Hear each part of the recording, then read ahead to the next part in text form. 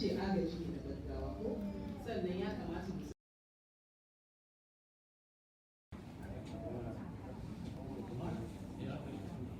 to jama'a assalamu alaikum. An buƙaci duk wannan turancin da muka International Alert has been able to collaborate with community leaders and community platforms to establish safe spaces for women and girls. This safe space is going to is functioning presently as a safe haven for women and girls and also for survivors of LGBT.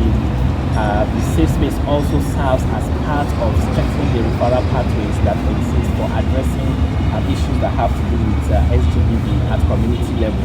So yes, that will bring development to community, and also we have renovated safe space centers, and at this moment there is water and sanitation program that is ongoing at those safe spaces.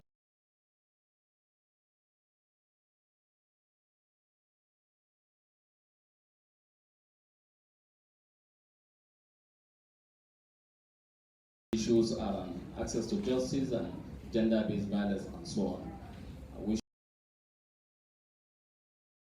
and that the international alert for coming up with this great 2 days training for psychological first aid to community first responders.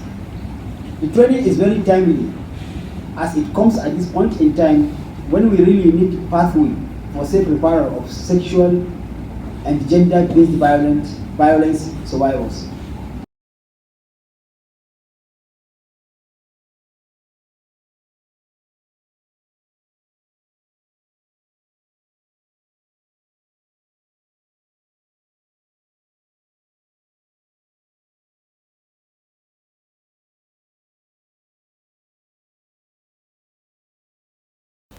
Then how do we get to know it, and how do we get to mitigate or even eradicate it in total?